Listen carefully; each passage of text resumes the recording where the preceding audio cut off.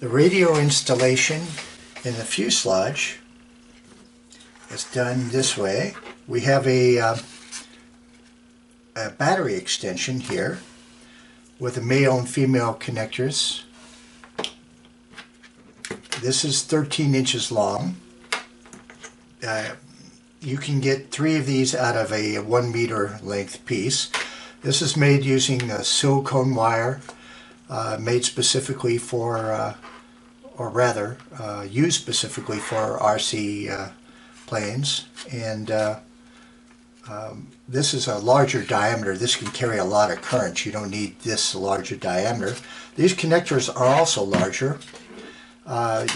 You can make your extension out of the smaller connectors. These are the larger connectors, XT60 connectors. And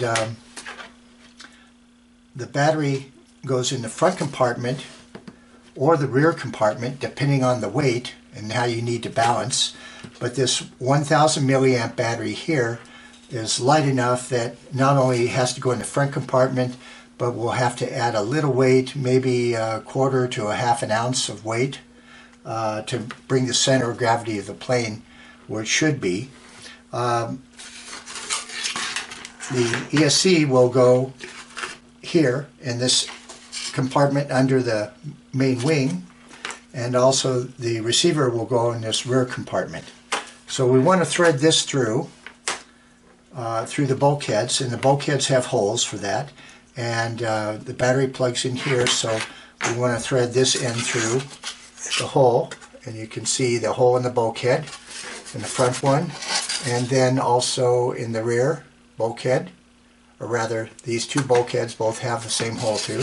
So we're going to thread it through,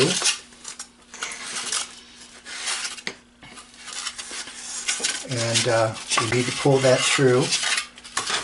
It might take a little bit of wiggling to get it through.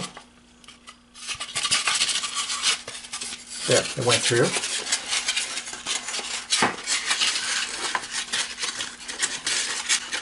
Now we'll pre-plug this ESC in.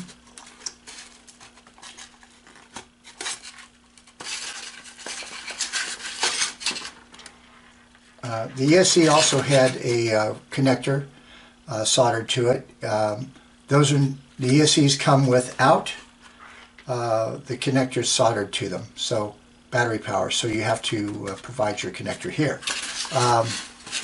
Also the servo connection.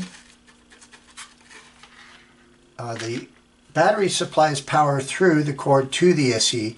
The ESC not only controls the motor through these 3 wires, a brushless motor, but also supplies current right back to the receiver through the servo connections.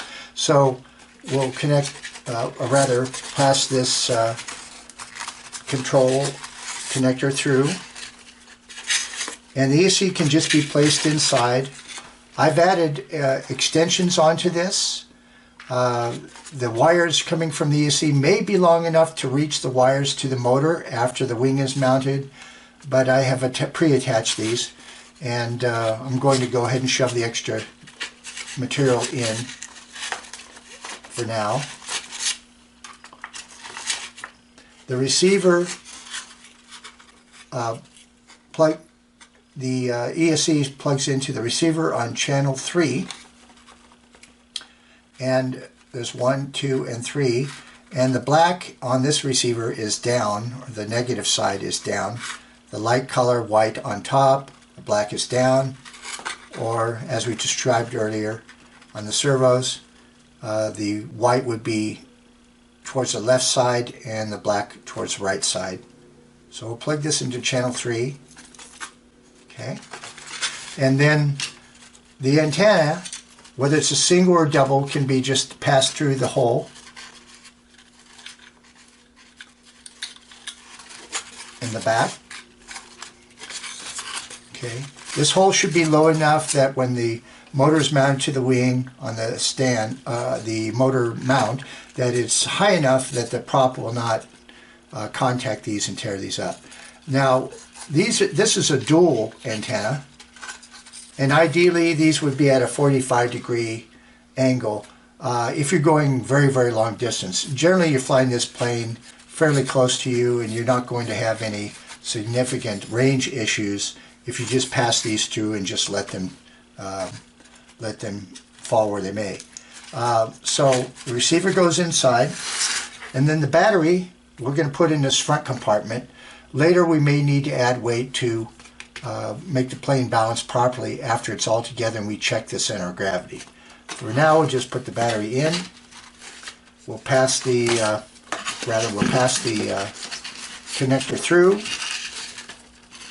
and place the battery inside the compartment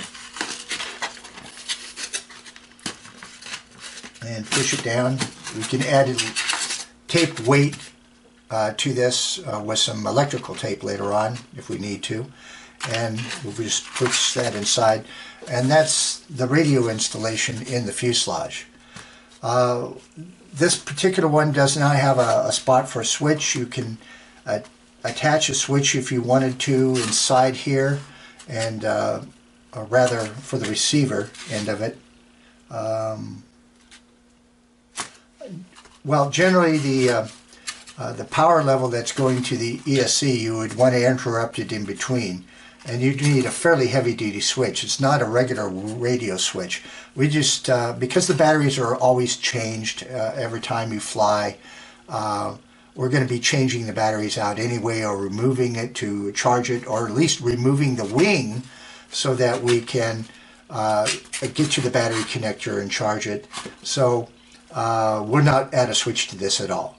But for now, we're not going to plug this in. We don't want to energize any of the radio parts, so we just leave that like that. Okay, so that's your radio installation in the fuselage.